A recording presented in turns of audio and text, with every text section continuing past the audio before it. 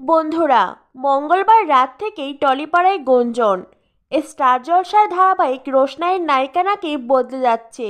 ধারাবাহিকের নায়ক শোন বন্দ্যোপাধ্যায়ের বিপরীতে এতদিন অভিনয় করেছেন অনুষ্কা গোস্বামী। গুঞ্জন তার জায়গায় নাকি আসছেন তিয়াশা লেপচা।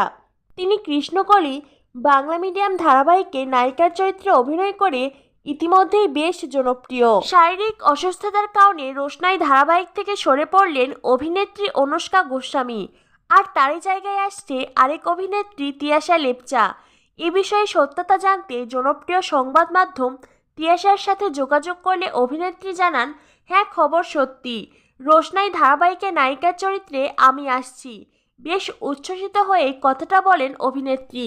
রোশনাই ধারাবাহিকের কাহিনী চিত্রনাট্যকার লীনা গঙ্গোপাধ্যায়। তিয়াশা জানিয়েছেন, অনেকদিন ধরেই লীনাদের সঙ্গে কাজ করার ইচ্ছে ছিল তার।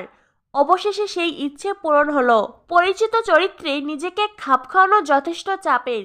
তিয়াশা কি নিজের বাড়তি যত্ন নিয়ে চরিত্রের উপযোগী করে গড়ে নিচ্ছেন?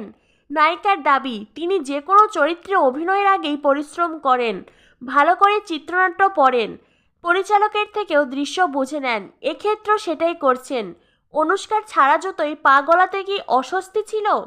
হাসতে হাসতে তিয়াশা উত্তর দেন, ওই যে বললাম, লীনাদির সাথে কাজ করার ইচ্ছে ছিল। লীনাদির জন্য ছেড়ে যাওয়া জুতোয় পা গলাতেও কোনো আপত্তি নেই আমার। হাসতে হাসতেই উত্তর দেন তিয়াশা।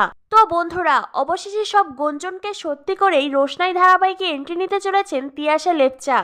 খবরটি শুনে তোমাদের মূল্যবান মতামত অবশ্যই কমেন্ট করো, আর পরবর্তী আপডেট পেতে আমাদের সাথেই থাকো। ধন্যবাদ সবাইকে।